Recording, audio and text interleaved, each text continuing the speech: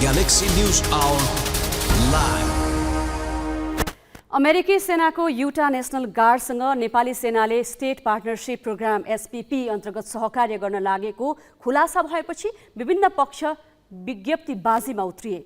लोकतान्त्रिक र कूटनीतिक मान्यता बिर्सिएर नेपाली सेना समेत आफै सवाल जवाफमा मुछियो। अर्कातिर सरकारसँग रहेका संवेदनशील दस्तावेज चुहाइयो र यसैलाई आधार बनाएर एकअर्कामाथि हिलो छाप्न राजनीतिज्ञहरू उद्धत भए। यसले हाम्रो राजनीतिक नेतृत्वमा न्यूनतम नैतिक मूल्य र कूटनीतिक संवेदनशीलताको खडेरी देखाउँछ, जबकि यो विषयमा चोखो कुनै दल छैन। सर्वत्र प्रश्न उठिसकेपछि विगतका सबै पत्राचार सरकारले संसद मार्फत सार्वजनिक गर्नु पर्थ्यो, तर हतारमा अपरिपक्व विज्ञप्ति निकालेर नेपाली सेनाले लोकतान्त्रिक मान्यतालाई बेवास्ता मात्रै गरेन, आगोमा घिउ थप्ने काम समेत गर्यो। यसपछि सुरु भयो आरोप प्रत्यारोप, जसले मित्र राष्ट्र र छिमेक सम्बन्धमाथि खेलवाड गरेर राजनीतिक लाभ लिने नियत छरपष्ट पार्यो। एसपीपी नेपालको छिमेक नीति र छिमेकी मुलुकको सुरक्षा संवेदनशीलतासँग जोडिएको विषय हो। यसमा भइरहेको राजनीतिक दाउपेचले मुलुकलाई गम्भीर समस्यामा धकेल्न सक्छ। यो दल वा नेतालाई चुनावी मसला त होला, तर त्यसको मूल्य भने देश र नागरिकले चुकाउनु पर्छ। आज न्युज आवरमा हामी एसपीपीले ल्याएको तरङ्ग र उदाङ्गिएको राजनीतिक अनुहारको तस्बिर प्रस्तुत गर्नेछौँ। न्यूनतम आचरण पनि पालना नगर्ने तुक्ष नेताहरूलाई फैरहेको राजनीतिक संरक्षण सम्बन्धी विषय पनि हामीसँग हुनेछ।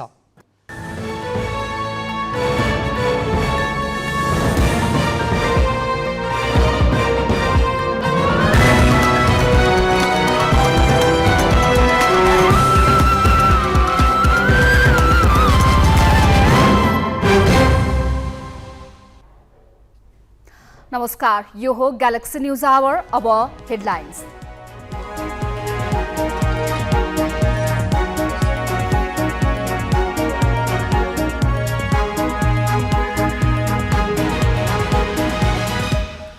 चौतर्फी आलोचनापछि सरकार एसपीपीबाट पछि हट्यो। सेना पनि अनिच्छुक, च्याप्टर क्लोज भइसकेको परराष्ट्र मन्त्री खड्काको भनाई।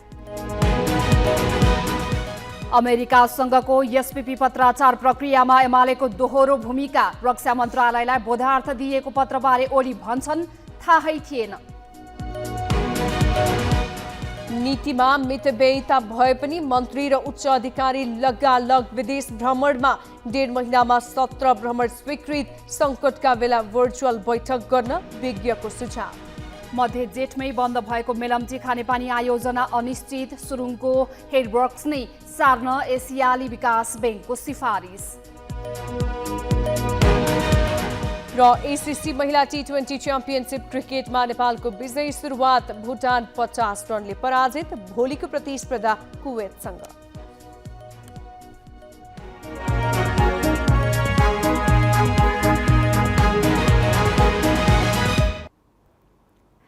अमेरिकाले प्रस्ताव गरेको एसपीपीका 10 बुदाले अहिले सिङ्गो देश तरङ्गित छ।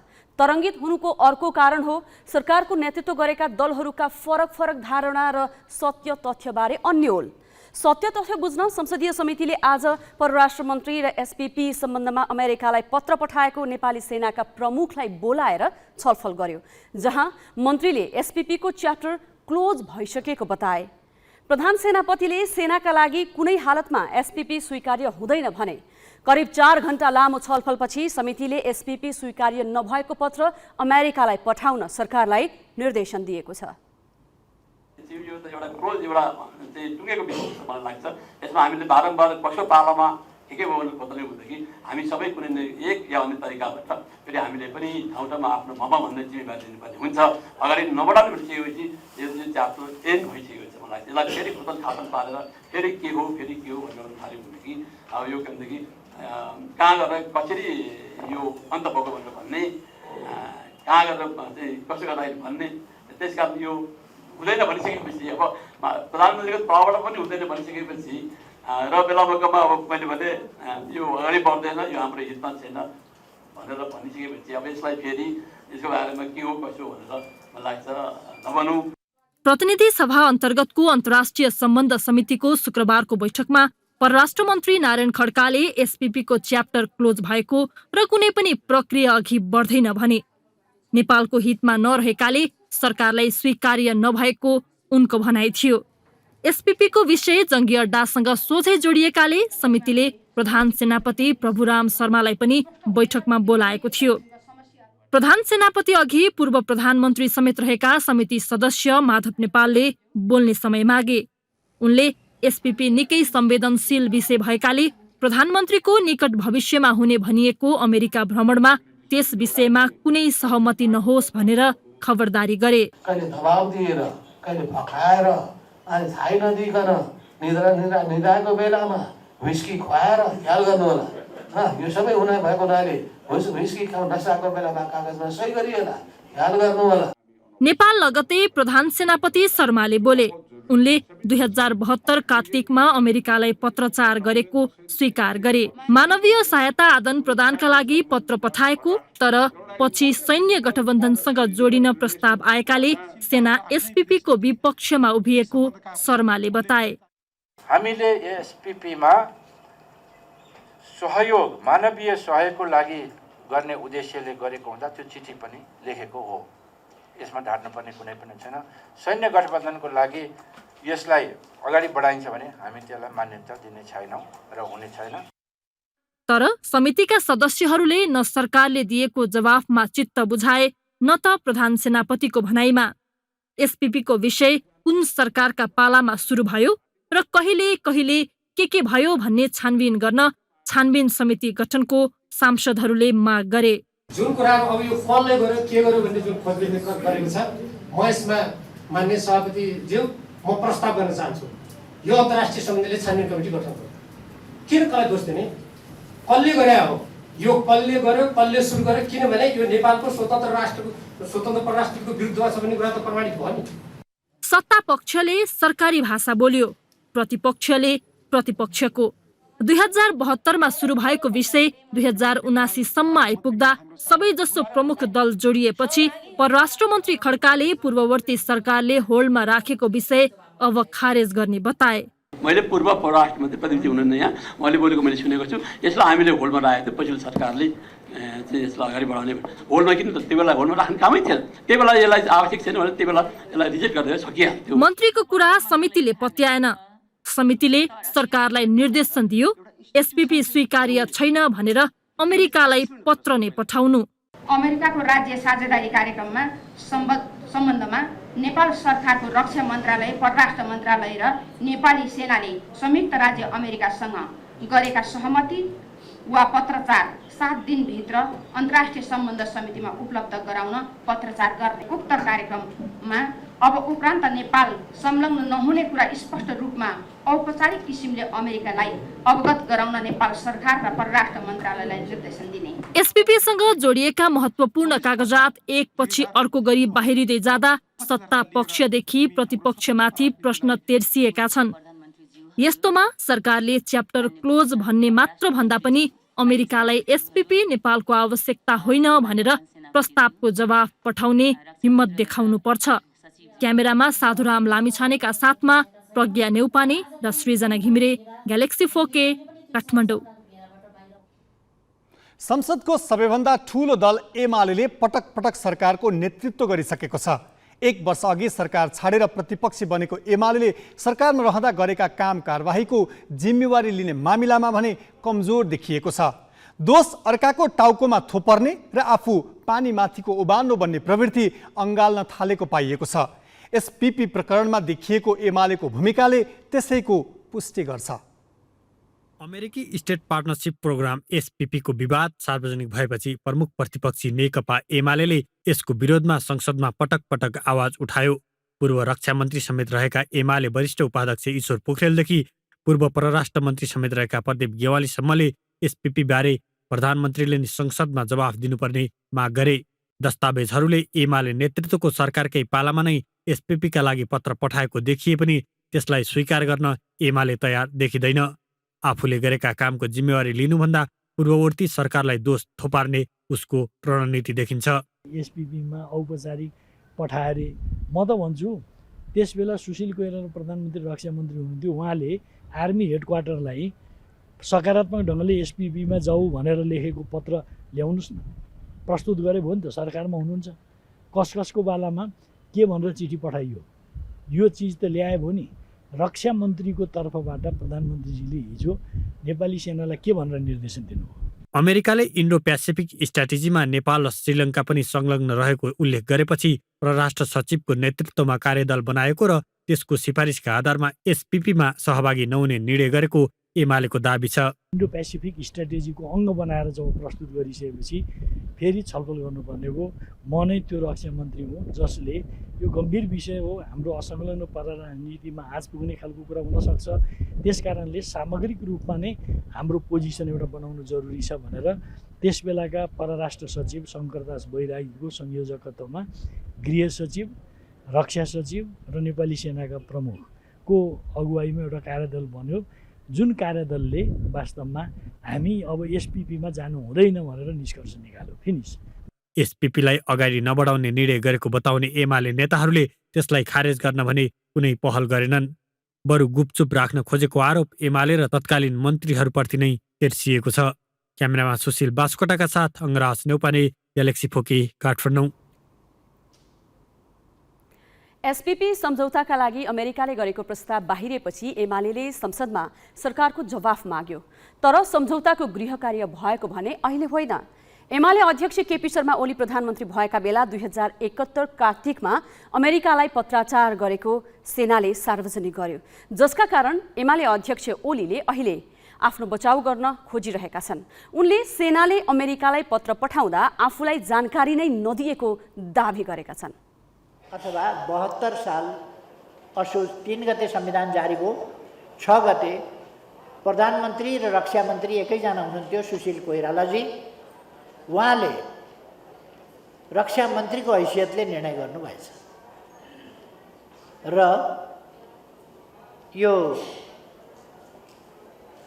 एसपिपीमा स्टेट पार्टनरसिप प्रोग्राम भन्नेमा नेपाल पनि पक्ष हुन पाओस् भनेर यो आग्रह गर्ने अमेरिकालाई भनेर निर्णय गर्नुभएको रहेछ र त्यो निर्णय असोज 13 गते हाम्रो सैनिक हेडक्वार्टरमा पठाएको रहेछ। 6 गते उहाँले मन्त्री स्तरीय निर्णय गर्नुभयो, 13 गते सैनिक हेडक्वार्टरमा पठाउनु। सैनिक हेडक्वार्टरले अब यो हेर्न पर्छ अझै यो तिथिमिति सही हो कि होइन, यसमा तिथिमितिमा हेर्न पर्छ। तर हामीलाई कतै पनि बताइएन। 24 गते म संसदबाट निर्वाचित भएँ, 2072 असोज 24 गते। 25 गते मैले शपथ ग्रहण गरेँ, तर 10 गते त्यस बेलाका प्रधान सेनापति राजेन्द्र छेत्रीले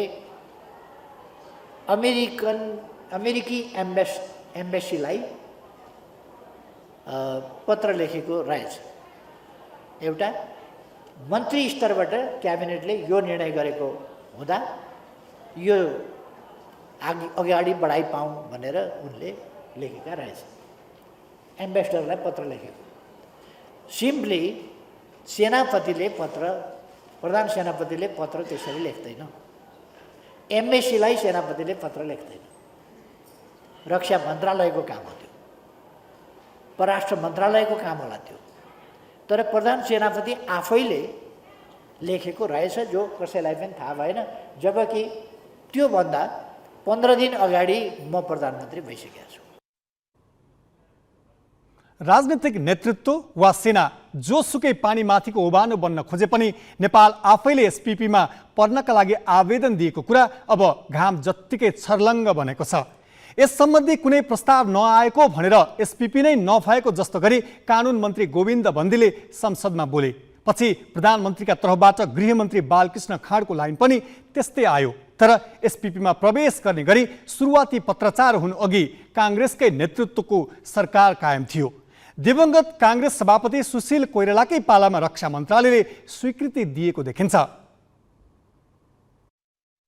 राजनीतिक नेतृत्व वा सेना जोसुकै पानीमाथिको ओभानो बन्न खोजे पनि नेपाल आफैले स्टेट पार्टनरसिप प्रोग्राम एसपीपीमा पर्नका लागि आवेदन दिएको अब छल्लङ्गी छ। यस सम्बन्धी कुनै प्रस्ताव नआएको भनेर एसपीपी नै नभएको जस्तो गरी कानुन मन्त्री गोविन्द बन्दीले संसदमा बोले। पछि प्रधानमन्त्रीका तर्फबाट गृहमन्त्री बालकृष्ण खाँडको लाइन पनि त्यस्तै आयो।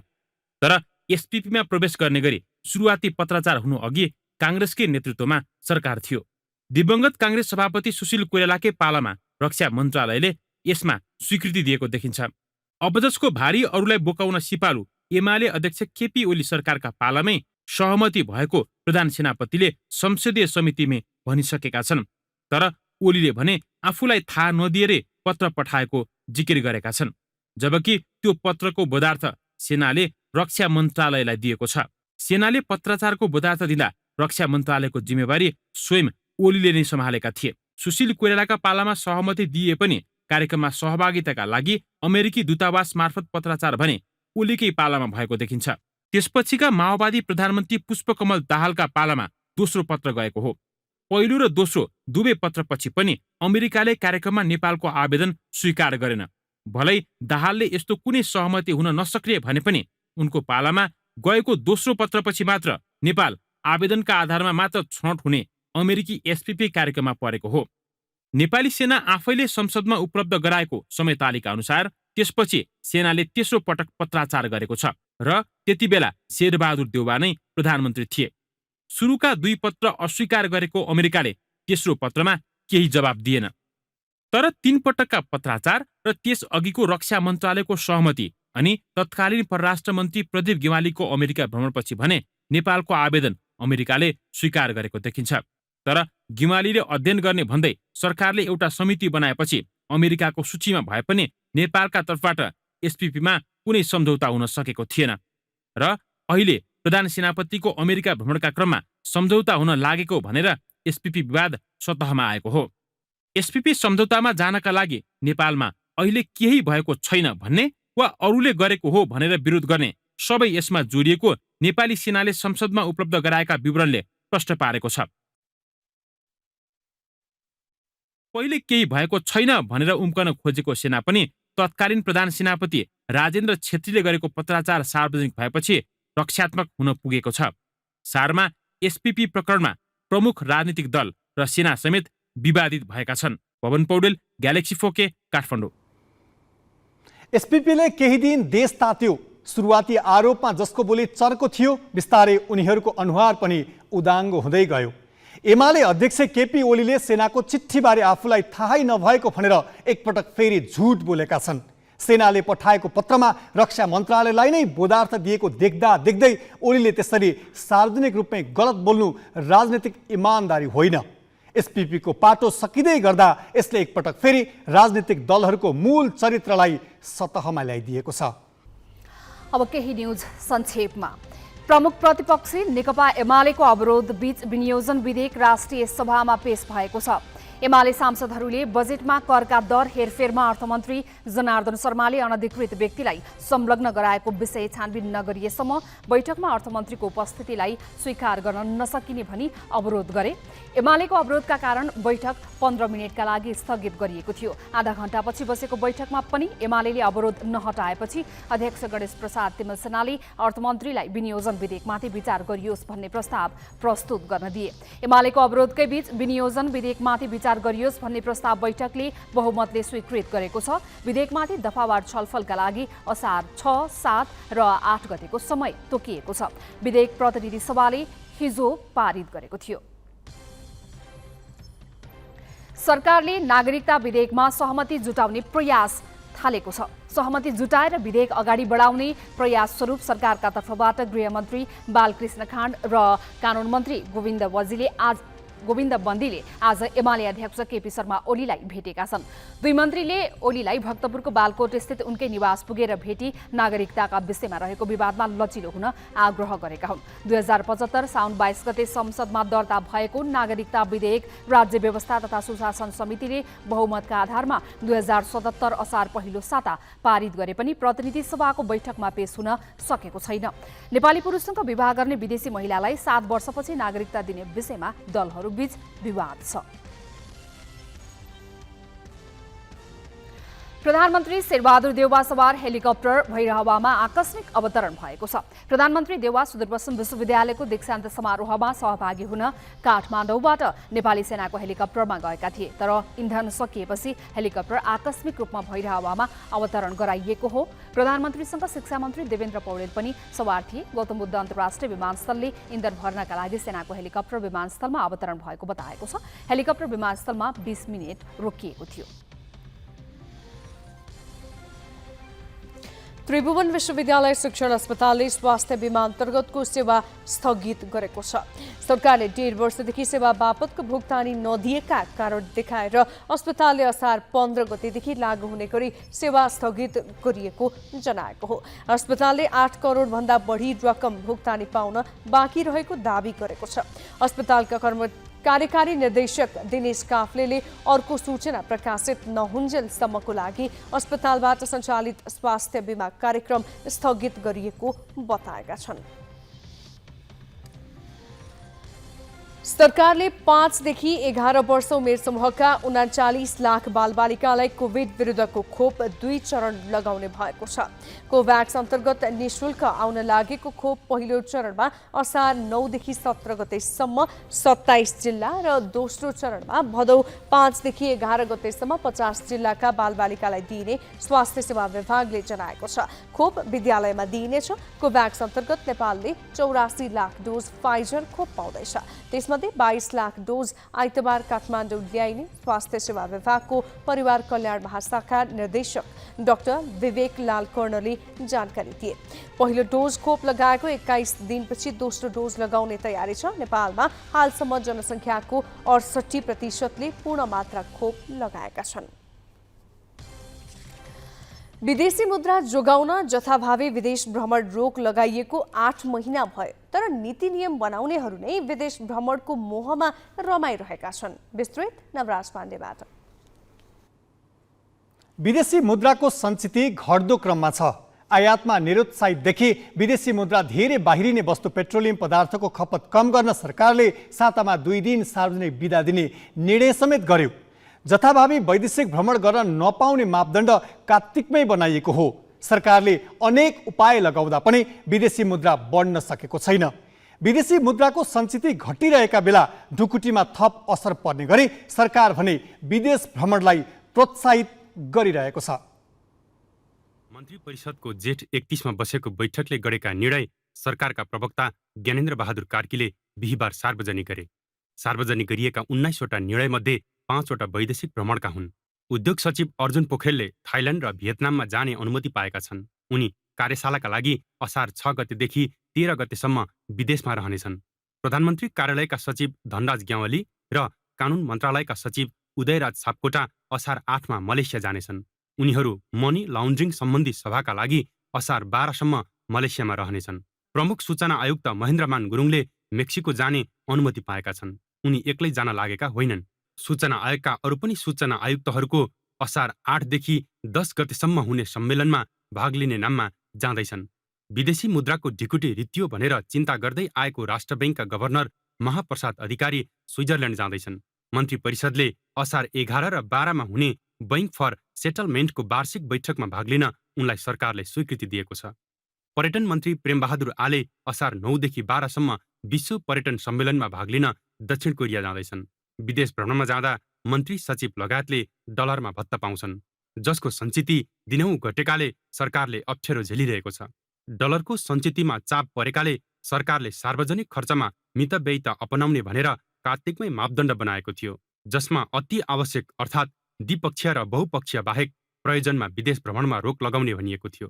डलरको सञ्चिति घटेपछि सरकारले विलासी वस्तुको आयातमा कडाई गर्यो।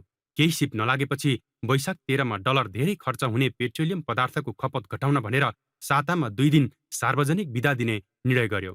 त्यस यताको 1.5 महिनामा मन्त्री परिषदले 17 वटा विदेश भ्रमण स्वीकृत गरेको छ। अहिले पनि 3 मन्त्री विदेश शहरमा छन्। युवा तथा खेलकुद मन्त्री महेश्वर गहतराज सरकारी खर्चमा रुस शहरमा रमाइरहेका छन्। उनी पदीय मर्यादा भुलेर बक्सिङ सम्बन्धी कार्यक्रमका लागि 8 जनाको नेतृत्व गरी गएका हुन्। भूमि व्यवस्था मन्त्री शशि श्रेष्ठ युरोप शहरमा छिन्। जेठ 29 गते गएकी मन्त्री श्रेष्ठ असार 5 मा फर्किने छिन्। उद्योग मन्त्री दिलेन्द्र प्रसाद बडु केही दिन यता स्विजरल्याण्डमा छन्। विदेश भ्रमण गर्नै हुँदैन भन्ने होइन, तर सार्वजनिक पदाधिकारीले गर्ने भ्रमणमा देशले पनि लाभ पाउनुपर्छ। तर सरकारी खर्चमा हुने अधिकांश विदेश भ्रमणबाट देशले लाभ पाएका उदाहरण छैनन्। नेता र कर्मचारीले देशको फाइदाका लागि डलरको लोभमा विदेश भ्रमण गरेका उदाहरण प्रशस्त छन्। डलरको सञ्चिति घटेर देश अप्ठ्यारो अवस्थामा परेका बेला पनि नेता र कर्मचारीले लोभ त्याग्न सकेका छैनन्। महत्त्वपूर्ण बैठकमा भर्चुअल माध्यमबाट सहभागिता जनाउन सकिने विकल्पलाई उपेक्षा गरिँदै आएको छ। मिलन बुढाथोकी, ग्यालेक्सी फोके, काठमाडौँ। मितव्ययिता अपनाउने आफ्नै निर्णय लत्याउँदै सरकारले मन्त्री, सचिव लगायत सरकारी उच्च अधिकारीको विदेश भ्रमण धमाधम स्वीकृत गर्दै आएको छ। मुलुक आर्थिक रूपले जर्जर भएका बेला यसरी विदेश भ्रमणमा जानु आवश्यक हो या होइन भनेर ग्यालेक्सी संवाददाता मिलन बुढाथोकीले पूर्व सचिव कृष्णहरि बास्कोटालाई सोधेका छन्। सरकारले खर्च मितव्ययिता अवलम्बन गर्नै पर्छ। अहिले अर्थतन्त्र जर्जर भएको अथवा विदेशी मुद्राको सञ्चिति घट्दै गएको अथवा अहिले चाहिँ नि कोभिडको कारणले अर्थतन्त्र थिलो भएको अवस्थामा मात्रै होइन, हाम्रो जस्तो एउटा अल्प विकसित विकासोन्मुख मुलुकले जहिले पनि सरकारी खर्चलाई मितव्ययिता अवलम्बन गर्नै पर्छ। राष्ट्रपति, प्रधानमन्त्री त जथाभावी विदेश भ्रमण जानुहुन्न भने मन्त्री, सचिव अध्ययन भ्रमणमा, अवलोकन भ्रमणमा जाने भन्ने कुरा त हामीले कल्पना पनि गर्न सकिन्न। त्यो त आर्थिक अनुशासनको एउटा पराकाष्ठा हो। त्यसको त नैतिक जिम्मेवारी मन्त्रीमण्डलको प्रमुख प्रधानमन्त्रीले लिनुपर्छ र सम्बन्धित विभागीय मन्त्री, सचिवहरू पनि लोभी पापी मुलुकमा सचिव मन्त्री भयो भने त्यो मुलुकको विकास हुने कुरै आउँदैन। यसरी तल्लो तहबाट जान आँटे पनि त्यसको कटौती गर्नुपर्छ। केही विदेश भ्रमण चाहिँ दाताले आफ्नै खर्च बेहोर्ने पनि हुन्छन्, त्यसमा पनि हामी सेलेक्टिभ भएर हामीलाई आवश्यक परेमा मात्रै जानपर्छ। नेपालको अन्तर्राष्ट्रिय जगतमा हाम्रो आफ्नो मिसन राजदूतावासहरू छन्। दूतावासमा नै हामीसँग योग्य राजदूत, त्यहाँ DCM, deputy chief of mission अथवा फर्स्ट सेक्रेटरीहरू हुनुहुन्छ जसले भाषाको कमान्ड जान्नु भएको छ, नेपालको परिवेश बुझ्नु भएको छ, उहाँहरूले प्रतिनिधित्व गर्न सक्नुहुन्छ। कैयौँ मुलुकमा चाहिँ नेपालको दूतावास नभए पनि नजिकको देशको दूतावासलाई खटाइयो भने कम खर्चमा त्यो कुरो बताउन सकिन्छ। आजकल त फेरि सूचना प्रविधिमा आएको जुन विकास छ त्यसले गर्दा प्रधानमन्त्रीका, राष्ट्रपतिका सन्देश चाहिँ रेकर्ड गरेर पठाउन सकिन्छ अथवा पालो आएको बेलामा अनलाइनमा बोल्ने, जुममै बोल्न पाउने अहिले सुविधाहरू छन्। यसर्थ दौडेर जानु पर्दैन। जानै परे पनि कुनै सन्धि सम्झौतामा सही गर्ने, नेपाललाई लाभ हुने नै पक्षमा विदेश भ्रमण जान परे पनि अत्यन्त कम, एकजना मात्रै, सचिव मात्रै गएर हुन्छ कि मन्त्री मात्रै गएर हुन्छ कि एकभन्दा बढी जानु हुँदैन। यस्तो अर्थतन्त्र जर्जर भएको बेलामा मन्त्री जाँदा मन्त्रीका निजी सचिवहरू जाने, सचिव जाँदा सहसचिव, उपसचिवहरूलाई बोकेर लैजाने, यस्तो परम्पराको हामीले अन्त्य गर्नै पर्छ। नियमहरू तोड्नैका लागि बनाइन्छन् भन्ने फिल्मी संवाद सुनेरै होला नेपालमा अक्सर नियम तोड्ने घनीभूत प्रतिस्पर्धा चल्छ। संविधानकै धज्जी उडाउनेहरू फुलमाला र अबिरले रङ्गी-चङ्गी हुने देशमा ससाना नियमको त गन्ती नै छैन। आफैले नियम बनाउने अनि आफै तोड्नेहरू गनिसाध्य छैनन्। विदेश भ्रमणको नियम पनि त्यही अराजकताको अर्को उदाहरण हो। राज्यको ढुकुटीबाट विदेश जाने नेता र कर्मचारीको भ्रमणबाट मुलुकले केही न केही लाभ पाउनै पर्छ। तर हाम्रा शासक प्रशासकको भ्रमण निजी भ्याकेसन जस्तो हुन्छ। गयो, घुम्यो, सेल्फी खिच्यो र फर्कियो। फर्किएपछि भ्रमणका लाभ बाँडेका कति नेता देख्यौँ हामीले। अब केही न्युज संक्षेपमा। भारत सरकारले सेनामा भर्तीका लागि ल्याएको अग्निपथ योजनाको विरोधमा 3 दिनदेखि जारी प्रदर्शन हिंसात्मक बनेको छ। उत्तर प्रदेश र बिहारमा प्रदर्शनकारीले रेलमा आगजनी गरेका छन्। बिहारमा मात्रै 9वटा रेलमा आगजनी भएको छ। यात्रुसहितको रेलमा आगजनी हुँदा बिहारको लखीसराय र तेलङ्गानामा 2 यात्रुको मृत्यु भएको छ। आन्दोलन चर्किएपछि सरकारले भर्तीका लागि तय गरिएको उमेर हद बढाएको छ। भर्तीका लागि माथिल्लो उमेर सीमा 21बाट बढाएर 23 वर्ष पुर्याइएको छ। उमेरको सीमा बढाए पनि प्रदर्शन रोकिने संकेत देखिएको छैन। भारतीय वायुसेनाका प्रमुख BR चौधरीले वायुसेनाको भर्ना प्रक्रिया असार 24 गते सुरु हुने बताएका छन्। सरकारले 3 दिनअघि भारतीय सेनामा भर्नाका लागि अग्निपथ नामक योजना घोषणा गरेको थियो। अग्निपथ सशस्त्र बलका लागि छोटो अवधिको युवा भर्ती योजना हो। संयुक्त राष्ट्रसङ्घले पूर्वी युक्रेनमा मानवीय अवस्था अत्यन्तै डरलाग्दो रहेको बताएको छ। संयुक्त राष्ट्रसङ्घको मानवीय एजेन्सीले आज विज्ञप्ति मार्फत रुसी आक्रमणको 4 महिना बितिसकेको र अवस्था झन खराब हुँदै गएको बताएको हो। युद्ध सुरु भएदेखि युक्रेनभरको मानवीय अवस्था बिग्रिएको छ। अन्य क्षेत्रको तुलनामा पूर्वी डनबासको अवस्था झनै डरलाग्दो रहेको राष्ट्रसङ्घको भनाइ छ। एसिसी महिला T20 च्याम्पियनसिप क्रिकेट प्रतियोगितामा नेपालले विजयी सुरुवात गरेको छ। नेपालले आज भुटानलाई 50 रनले हरायो। जितका लागि 95 रनको लक्ष्य पछ्याएको भुटान 17 ओभर 5 बलमा 44 रनमा अल आउट भयो। छिरिङ जाङमोले सर्वाधिक 16 रन बनाए। भुटानको इनिङ्समा अन्य खेलाडीले दोहोरो अङ्कको रन बनाउन सकेनन्।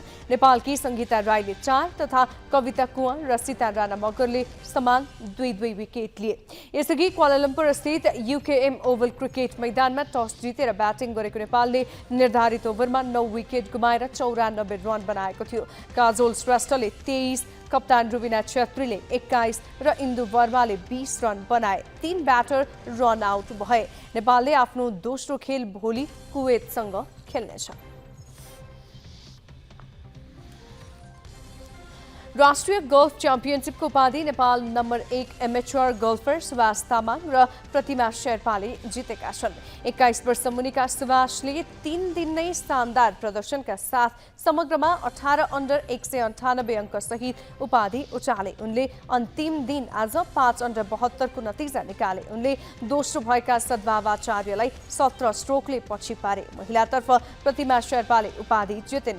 अन्तिम दिन 3 ओभर 75 सहित समग्रमा 9 ओभर 225 अङ्क जोडिन्। समग्रमा 239 अङ्क बनाएकी कश्मीरा शाह दोस्रो भइन्। 16 वर्ष मुनि सद्भाव र आइस्टना टन्डनले उपाधि जिते। 3 दिने प्रतियोगितामा 30 खेलाडीको सहभागिता रहेको थियो। प्रदेशदेखि केन्द्रसम्मका केही मन्त्री र सांसदका व्यवहार अचेल जताततै छताछुल्ल छन्। आदर्श बन्नुपर्ने नेताहरू घिन लाग्दा हरकतका कारण बदनाम भएका छन्। तर पनि पार्टी र सरकारले आँखा चिम्लिएर उनीहरूलाई नै धाप मारिरहेका छन्। विस्तृत साझना तामाङबाट। संसदले बनाएको कानुन कार्यान्वयन गराउने जिम्मेवारी कार्यपालिकाको हो। कार्यपालिका अर्थात् सरकारले कानुन कार्यान्वयन गराउनुका साथै उल्लङ्घन गर्नेलाई कारबाहीको दायरामा ल्याउनुपर्छ। जनताको मतबाट चुनिएका सांसद समाजका आदर्श हुनुपर्छ। मन्त्री त झन् कार्यान्वयन गराउने भूमिकामा हुने भएकाले झनै आदर्शवान हुनुपर्ने हो।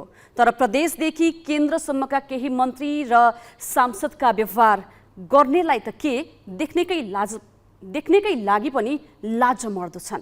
संस्कृति पर्यटन तथा नागरिक उड्डयन मन्त्री प्रेम बहादुर आलेले नेपाल एयरलाइन्सका अध्यक्ष युवराज अधिकारीलाई अश्लील शब्दमा गाली गरेको प्रश्न सुनिन्छ। यति मात्र होइन, सार्वजनिक भएको अडियोमा कुटपिट भएको समेत बुझिन्छ।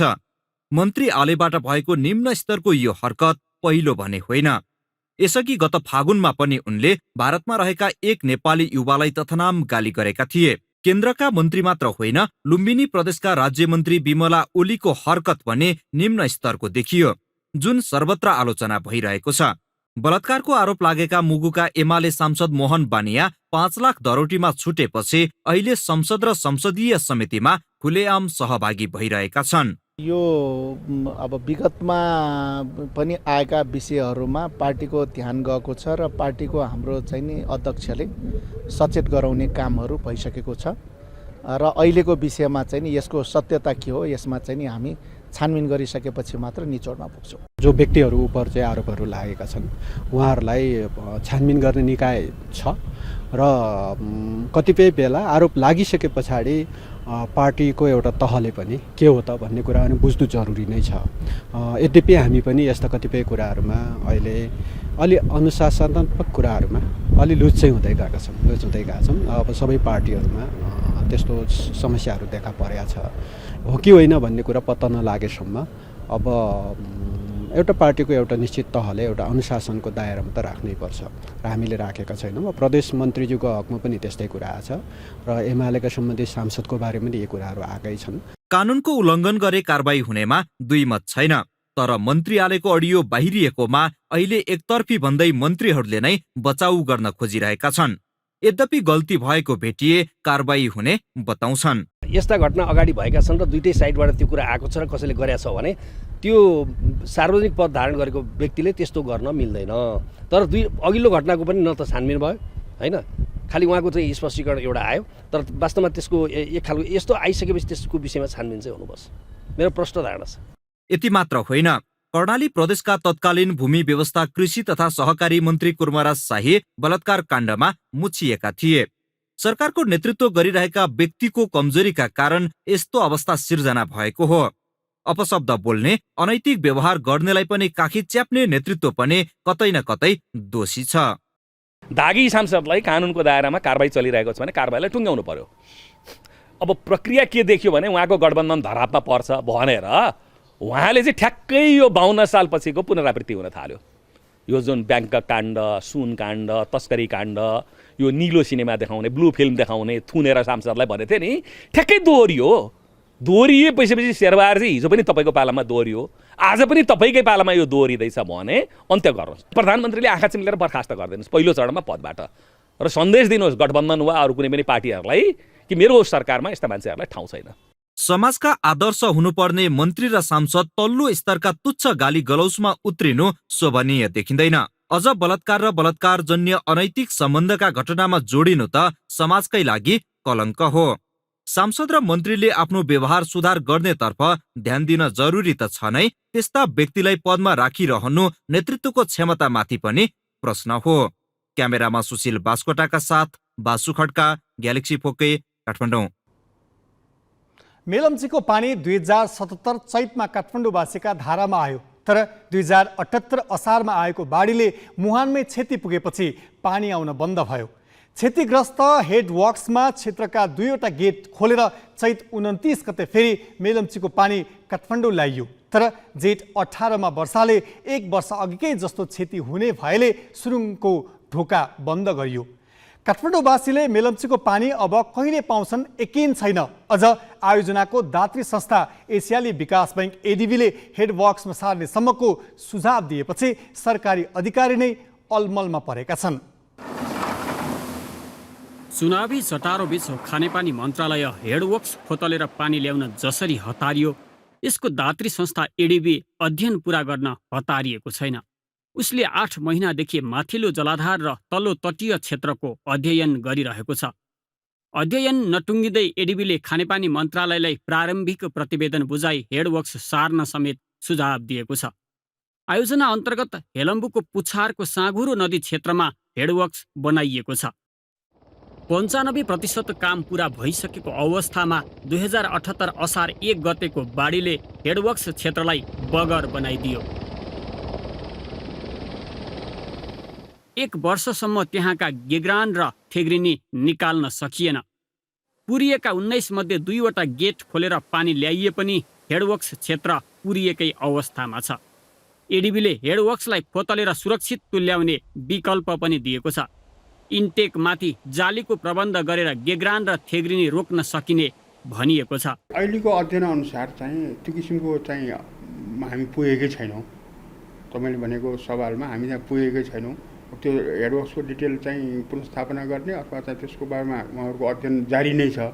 त्यस किसिमको कुनै सोल्युसन आएको छैन र अब तत्कालको लागि चाहिँ हामीले अब उहाँहरूको विज्ञ टोलीहरूले हामीलाई चाहिँ त्यो हेडवर्क्समा केही मोडिफिकेसन गरेर हामीले, किनभने अर्को हेडवर्क्स बनाउन पर्यो भने हामीले ठाउँ चेन्ज गर्न पर्यो भने पनि हामीलाई केही समय लाग्छ, तुरुन्तै बन्दैन। तर त्यो बिचमा हामीले पानी सञ्चालन गर्नलाई त्यो हेडवर्क्सलाई मोडिफिकेसन गरेर पनि पानी सञ्चालन गर्न सक्छौँ। त्यसको लागि चाहिँ उहाँहरूको चाहिँ टेक्निकली रिपोर्ट चाहिँ आउनु बाँकी छ। इन्टेक वरपरको क्षेत्र अहिले पनि पहिरोको उच्च जोखिममा छ। भ्रेमाथाङमा ठुलो मात्रामा गेग्रान थुप्रिएका छन्। भ्रेमाथाङ मुनिको पहाड पनि पहिराकै जोखिममा छ। तर खानेपानी मन्त्रालयले यो 1 वर्षमा जोखिम न्यूनीकरणका लागि कामै गरेको छैन। मेलम्चीको जुन इन्टेक भन्दा माथिको भेमाथाङ क्षेत्र भनेर यहाँले भन्नुभयो, त्यो क्षेत्र तथा जहाँनिर चाहिँ यसको स्रोत थियो, विपत्तिको स्रोत थियो, त्यो क्षेत्रमा चाहिँ हामीले गएर अवलोकन गर्ने भन्दा अरू धेरै काम चाहिँ हुन सकेको छैन होइन। त्यहाँ गएर हेर्ने, त्यहाँको फर्दर जोखिम छ भन्ने कुरामा सबैजना सहमत छौँ। तर अब त्यसलाई कसरी निकास दिने अथवा माथिबाट आउने विपत्तिको स्रोतबाट आउने पछि पनि हुनसक्ने विपत्तिलाई चाहिँ कसरी हामीले निराकरण गर्न सकिन्छ अथवा त्यसलाई कसरी न्यूनीकरण गर्न सकिन्छ भन्नेमा चाहिँ ठोस रूपमा कुनै पनि काम हुन सकेको छैन होइन। अझै पनि हामी अब अध्ययनकै चरणमा छौँ। हाम्रो यो खानी तथा भूगर्भ विभाग मात्र नभएर विभिन्न निकायहरू अध्ययनकै चरणमा छौँ। हेडवर्क्स मेलम्चीको पानी ल्याउन मात्र बनाइएको होइन। दोस्रो चरणको परियोजना अन्तर्गत याङ्ग्री र लार्के खोलाको पानी ल्याएर पनि यही नदीमा मिसाउने सरकारको योजना छ। प्राविधिक हिसाबले याङ्ग्री र लार्केको पानी मिसाउन सहज होस् भनेर हेडवर्क्स हेलम्बुको पुछारमा बनाइएको हो। सुरुङ र हेडवर्क्स बनाउन 30 अर्ब रुपैयाँ भन्दा बढी खर्च भइसकेको छ। याङ्ग्री र लार्के परियोजनाका लागि मुआब्जा र 10 किलोमिटर पहुँच मार्ग निर्माणमा 90 करोड खर्च भइसकेको छ। हेडवर्क्स सार्न थप 1 अर्ब खर्च हुने अनुमान मेलम्ची खानेपानी आयोजनाको छ। तर त्यहाँको भौगोलिक अवस्थितिले हेडवर्क्स सार्न निकै चुनौती छ। हेडवर्क्स सार्दा याङ्ग्री र लार्के परियोजना अनिश्चित बन्नेछ। झन्डै 1 अर्ब खर्च गरेर चैत अन्तिममा अस्थायी रूपमा पानी पथान्तरण गरिए पनि वैकल्पिक पहुँच मार्गका लागि ठेक्का लगाउने बाहेक अरू काम अघि बढ्न सकेको छैन। हेडवर्क्स क्षेत्रमाथि खस्न ठिक्क परेको पहिरो रोकथाममा बेवास्ताले तत्कालका लागि आयोजना अनिश्चित बन्न पुगेको छ। क्यामेरामा साधुराम लामिछाने र सुशील बास्कोटाका साथ अक्षर काका, ग्यालेक्सी फोके, काठमाडौँ। नवलपरासीको सुस्ता गाउँपालिका 5 रतनगञ्जका राम सुभग मुसहरले छोरालाई विदेश पठाउँदा गाउँकै साहु जगदीश बानियाबाट 1.5 लाख रुपैयाँ ऋण लिए। छोरा 6 वर्ष विदेश बसे। साहुलाई करिब 12 लाख रुपैयाँ बुझाए। भएको जग्गा सकियो, तर साहुले ऋण चुक्ता भएको छैन भनेपछि राम सुभग छोरालाई साथै लिएर काठमाडौँको माइती घरमा धरना बसेका छन्। जगदीश र उनका भाइ सुनिलले मिटर ब्याजका नाममा गरेको अत्याचार सहन नसकेको भनी सुस्ता र प्रतापपुरका 23 जना पीडित न्यायका लागि धरना बसेका हुन्। मेरो बुवाले कर्जा लिनुभएको थियो साहु महाजनसँग। त्यो 1.5 लाख कर्जा बापत मैले विदेश गएर 6 वर्ष बसेँ। त्यो पनि छिराउन सकेको छैन ब्याज। अनि 6 वर्षको कमाइ उसलाई मैले दिइसकेँ। 12 लाख जति दिइसकेँ। अहिलेसम्म पनि भन्छ कि पैसा भएको छैन अझ लाऊ भनेर। हामीले नसकेर हामी यहाँ आइपुगेका छौँ। जग्गा जमिन सबै बेचेर हामी यहाँसम्म आइपुगेका छौँ। लाई पठाउनको लागि विदेश पैसाको जरुरत आयो। पैसा त्यो सुनिल कानुनसित पैसा लिन गए भने 1 लाखको तमसुक बनाउनु पर्छ, पूर्जाको डिस्ट्रिक्ट गर्न पर्छ। म पूर्जा लिएर गएँ। 1 लाख पैसा दियो, 2 लाखको तमसुक बनायो, 2 लाख बनायो, डिस्ट्रिक्ट पनि 2 लाखको गरायो। अब पैसा फेरि पटक पैसा दिएको सबै कागज हो। 5 लाख 5,000 दिए। फेरि हिसाब गराउनु भनेछ अहिले 8 लाख देऊ। जग्गा बेचेर देऊ पैसा। साहु खोजेर ल्याऊ, म साहुसँग पैसा लिइहाल्छु। कुकुवा गरेर तिमीले दिन्छु, तिमी आफ्नो नाममा त्यसको नाममा गरिदेऊ। अब कहाँबाट दिने? 4 कट्ठा 15 दुरको जग्गा छ। 5 लाख दिइसकेको छु। अब 8 लाख कहाँबाट ल्याउने? जग्गा बेचेर पैसा पुग्दैन। कागज दिनु त उनीहरू दुईटा दाजुभाइ छन्। दुईटै दाजुभाइ हुन्। दुईटै यही काम गर्छन्। तिनीहरू के गर्छन्? उसले जगदीशले सुनिललाई दोष लगाउँछ। सुनिल चाहिँ जगदीशलाई दोष लगाउँछ। उसले भन्छ कागज उसले राखेको छ। ल पैसा बुझा गरे केही फरक हुँदैन। हामी एउटै गाउँको केही हुँदैन। त्यो कागजको विषयमा नजाऊ। पैसा जम्मा गरी हामी विश्वासमा जम्मा गरिदिन्छौँ। कतिजनालाई त लेखेर पनि दिएको छ। यो यति मितिमा यति सालमा म योसँग ऋणी दिएको थिएँ। त्यो पैसा बुझी लिएर साइन गरेर दिएको छ। कागज पनि आफै दिएको छ। त्यो कागजलाई मान्यता गर्दैन अहिले। त्यो भन्छ मेरो लेखाइ होइन, मेरो सिग्नेचर होइन। हामी कहाँ जाम? बिजनेस न्यूज का साथ में नेपाल टॉप सब ठीक ठाक। नेपाल टॉप सब ठीक ठाक।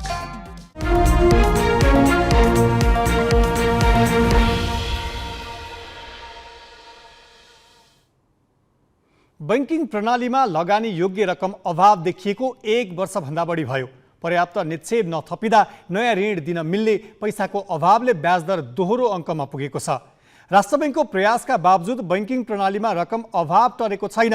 निक्षेपको सुनिश्चितता नभई कर्जा प्रवाह गर्ने प्रवृत्तिले वित्तीय प्रणाली मात्र होइन, देशको अर्थतन्त्र नै प्रभावित भएको छ। अहिले बैंक तथा वित्तीय संस्थामा करिब 50 खर्ब निक्षेप छ। त्यसमध्ये 43 खर्ब 93 अर्ब वाणिज्य बैंकहरूसँग छ। राष्ट्र बैंकले 1 वर्ष अघि मौद्रिक नीति मार्फत 18% सम्म निक्षेप बढ्ने अनुमान गर्यो। तर 11 महिनामा 4.5% अर्थात् 1 खर्ब 92 अर्ब मात्रै बढ्यो। 2078 असारमा वाणिज्य बैंकसँग 42 खर्ब 1 अर्ब निक्षेप थियो। कोभिडले 1.5 वर्ष ठप्प भएका क्षेत्र खुल्न थालेपछि कर्जाको माग बढेको छ। निक्षेप नभए पनि बैंकहरू ऋण दिन रोकिएका छैनन्। त्यसैले गत वर्ष असारमा 37 खर्ब 21 अर्ब रहेको कर्जा 13% बढेर 41 खर्ब 94 अर्ब पुगेको छ। निक्षेपको तुलनामा कर्जा विस्तार 3 गुणाले बढेको छ। यसबाट वित्तीय प्रणाली असन्तुलित भयो। पुस यता ब्याज दर दोहोरो अङ्कमा छ। अहिले पनि बैंकहरूले निक्षेपमा 12% सम्म ब्याज दिइरहेका छन्। फागुन यता बैंकहरूले निक्षेपको ब्याज दर परिवर्तन गरेका छैनन्, तर कर्जाको ब्याज बढेको छ। ब्याजमा बार्गेनिङका लागि बैंकमा छोटो अवधिका लागि मात्रै निक्षेप आइरहेको छ। यस्तो स्थितिले ब्याज दर फेरि नबढ्ला भन्न सकिँदैन। सेभिङ विथड्र गर्ने, माग बढाउने र निक्षेप सिर्जना नहुने, तरलतामा दबाव रहने, त्यसले गर्दा ब्यालेन्स अफ पेमेन्टको इस्यु आउने, अनि सरकारले चाहिने यो भनौँ न इम्पोर्टलाई रेस्ट्रिक्सन गर्दै जानुपर्ने, त्यसले फेरि बजारमा सामानको कमी हुने, फेरि मूल्य वृद्धि हुने। त्यसबाहेक पनि रसिया र यो युक्रेनको लडाइँले गर्दा समग्रमा यो वस्तुहरूको मूल्य वृद्धि हुने, यो सबै चिजले गर्दाखेरि हामीले के देख्यौँ भनेदेखि के देखिन्छ भनेदेखि तुरुन्त ब्याज दर कम हुने चाहिँ देखिँदैन। केही समय अझै लामो समयसम्म ब्याज दर बढिरहन्छ। स्थानीय तहको चुनावपछि 1 महिनामा निक्षेप 23 अर्बले बढेको तथ्याङ्क बैंकर्स सङ्घले सार्वजनिक गरेको छ। तर अहिलेको समस्या समाधानका लागि यो पर्याप्त छैन। राष्ट्र बैंकले विभिन्न उपकरण मार्फत तरलता व्यवस्थापन गर्ने प्रयास गरे पनि बैंकहरू नाफा कमाउने ध्याउनमा कर्जा विस्तारमा अनुशासित नहुँदा समस्या समाधान हुन सकेको छैन। कर्जा विस्तार चाहिँ अघिल्लो अवस्थामा जुन एक्सेस लिक्विडिटी थियो, त्यो एक्सेस लिक्विडिटीलाई चाहिँ मार्केटमा लैजानको लागि ब्याङ्करले एग्रेसिभ लेन्डिङको पोलिसी लिए भने तरलता प्रसार गर्ने जुन मनी सप्लाई गर्ने जुन टुल्सहरू थियो, त्यो टुल्सहरू चाहिँ सीमित रह्यो। कारण चाहिँ आयातमा आएको बढोत्तरीको कारणले सेन्ट्रल ब्याङ्कले चाहे अनुसार मुद्रा प्रदायलाई चाहिँ विस्तार गर्न सकेन। रेमिट्यान्स आम्दानी घटेको छ। सरकारले पर्याप्त पुँजीगत खर्च गर्न सकेको छैन। बैंकहरूले अघोषित रूपमा ब्याज दर बढाएर निक्षेप तानातान गरिरहेका छन्। असारमा राजस्वको रूपमा धेरै रकम सरकारी ढुकुटीमा जानेछ, तर त्यो तत्काल खर्च नभए बजारमा रकम अभाव थप बढेर जानेछ। लगानीकर्ताको कन्फिडेन्स गुम्दा शेयर बजारमा ठूलो गिरावट आइसकेको छ। यस्तो बेला तरलता र ब्याज दरको समस्या समाधानका लागि राष्ट्र बैंकले मौद्रिक नीति कस्तो ल्याउला भन्नेमा धेरैको चासो छ। क्यामेरामा सञ्जय घिमिरेका साथ चिरञ्जीवी भट्टराई, ग्यालेक्सी फोके, काठमाडौँ। हामी ग्यालेक्सी न्यूज आवरको अन्त्यमा छौं। जाँदा जाँदै हेडलाइन्स।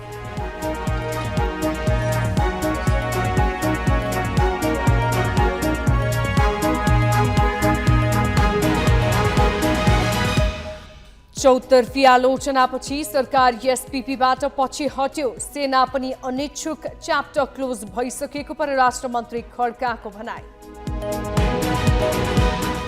अमेरिकासँगको एसपीपी पत्राचार प्रक्रियामा एमालेको दोहोरो भूमिका। रक्षा मन्त्रालयलाई बोधार्थ दिएको पत्रबारे ओली भन्छन् थाहै दिएन।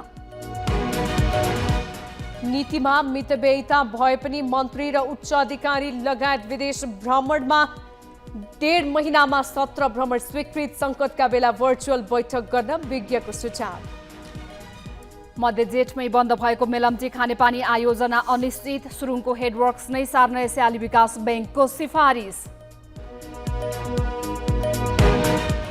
र एसीसी महिला T20 च्याम्पियनसिप क्रिकेटमा नेपालको विजयी सुरुवात। भुटान 50 रनले पराजित। भोलिको प्रतिस्पर्धा कुवेतसँग।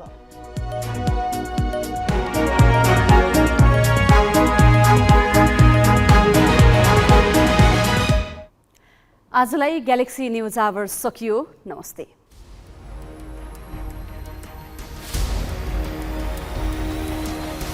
This is Galaxy News Hour live.